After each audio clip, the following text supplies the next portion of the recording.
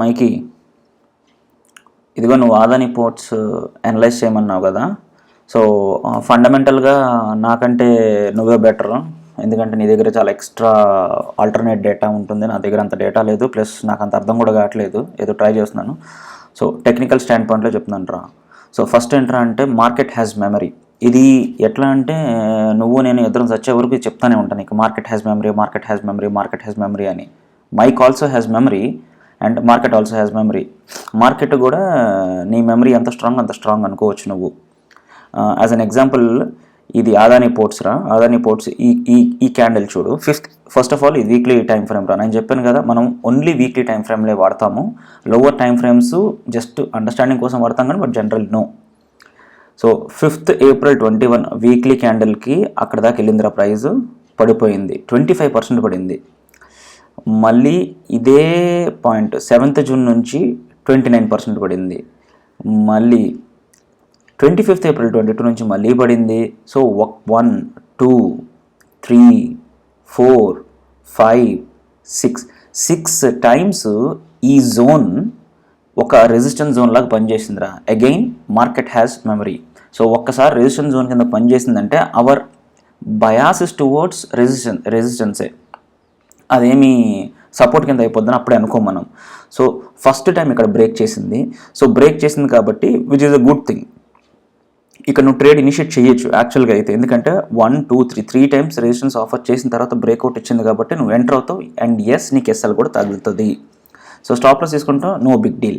So మళ్ళీ resistance కింద act చేసింది, మళ్ళీ రెసిస్టెన్స్ కింద యాక్ట్ చేసింది, ఫైనల్గా బ్రేక్అవుట్ జోన్ కింద act చేసిందిరా.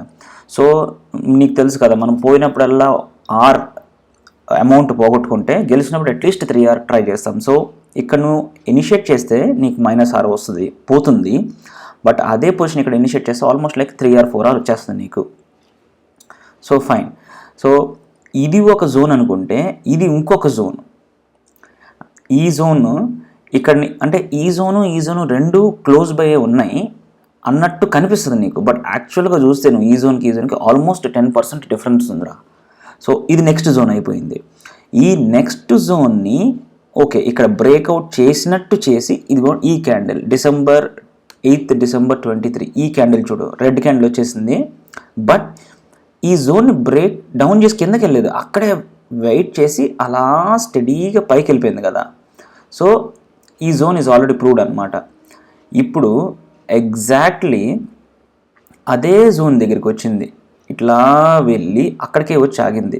So market has memory అన్నాం కదా అని చెప్పేసి ఆ జోన్కి రాగానే బై చేయటం, ఆ జోన్కి రాగానే సెల్ చేయటం అట్లా చెయ్యం. So how market is reacting when it is coming to the zone అన్నది మనం చూస్తాం. Yesterday's resistance is today's support రా. ఇది చూడు, ఇదంతా ఒకప్పుడు రెసిస్టెన్స్ జోన్. ఓకే దీని కలర్ ఎందుకు గ్రీన్ పెట్టానంటే ఇప్పుడు సపోర్ట్ కింద పనిచేస్తుందని చెప్పి. ఇది ఒకప్పుడు రెసిస్టెన్స్. ఎప్పుడు రెసిస్టెన్స్?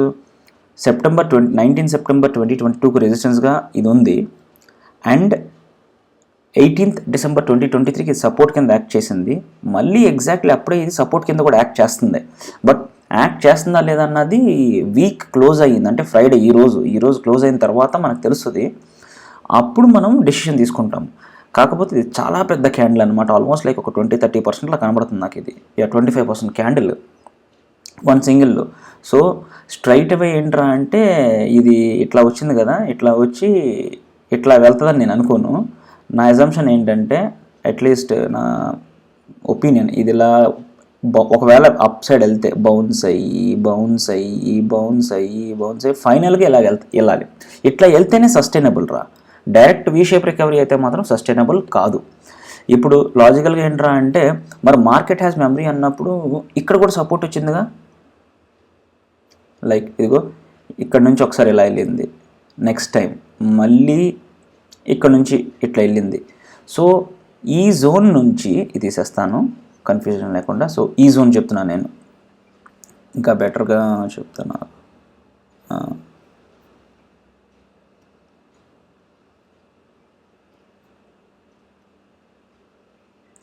ఓకే సో ఈ జోన్ ఉంది కదా, ఈ జోన్లోంచి 2 times బౌన్స్ అయింది. సో థర్డ్ టైం కూడా ఇక్కడ నుంచి బౌన్స్ అవ్వాలి కదా, అవ్వాల.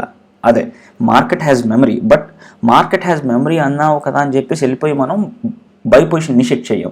How it is reacting to that zone, ఆ మెమరీ జోన్లోకి వచ్చినాక ఎట్లా రియాక్ట్ అయ్యింది, it did not respect. So no position. ఇక్కడికి వచ్చినాక we already can see it did respect a little. కాకపోతే వీ విల్ డిసైడ్ దట్ ఇదిగో మనం జోన్ నుంచి 12.5% అది బౌన్స్ అయ్యింది. సో వెయిట్ చేస్తాం, ఇంకొంచెంసేపు వెయిట్ చేస్తాం, ఈరోజు ఈవినింగ్ వరకు వెయిట్ చేసి దెన్ విల్ ప్లాన్ అకార్డింగ్లీ. అర్థమైందరా?